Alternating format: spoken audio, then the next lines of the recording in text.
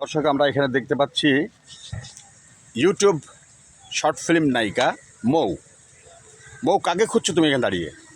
আসলে ওই যে আমাদের মা যে আর্টিস্টটা আছে না, উনি অনেকক্ষণ আগে ওয়াশরুমে গেছে, এখনো পর্যন্ত আসে নাই, শুট ফেলে রেখে। ওয়াশরুমে কি গোসল করতেছে? না না না, শুধু এক নম্বর। আচ্ছা আচ্ছা আচ্ছা আচ্ছা। তাহলে দর্শক দেখেন, এখানে আমরা সবাই অপেক্ষা করছে, শুটিং চলতেছে। ওই যে অলরেডি দেখেন আরেক নায়িকা বসা আছে, পরিচালক ওখানে দাঁড়িয়ে আছে, মৌ এখানে দাঁড়িয়ে। তো এখন ওই মায়ের অপেক্ষায় আমরা দিন গুনছি, মা আসলেই আমাদের কাজটা আর শুরু বাবা হবে। ওই সাইডে ক্যামেরা ধরে আছে। আচ্ছা আচ্ছা, বাবা দিয়ে ক্যামেরা ধরে আছে। বাবা তো একটা ফালতু লোক। আর না না, কি বলেন, বাবা ইজ আ বেস্ট। তাই? ঠিক আছে, বাবার নাটক যেগুলো আছে, বাবার কাজ, সেগুলো আসলে সবাইকে মানে সবাই একবারে উৎসাহ সহকারে দেখতে পারে, মনোরঞ্জন করতে পারে। বাবার আর ডায়লগগুলো, অ্যাক্টিংগুলা কার কাছে কেমন লাগে জানি না, কিন্তু বাবার চরিত্র, বাবার ক্যারেক্টার সব কিছুই আমার কাছে ভালো লাগে। এক কথায় ওয়াসাম।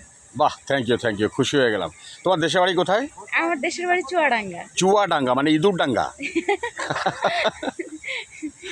হ্যাঁ। ইঁদুরের অনেক চাষ আছে কিন্তু এখানে। তাই নাকি? হ্যাঁ।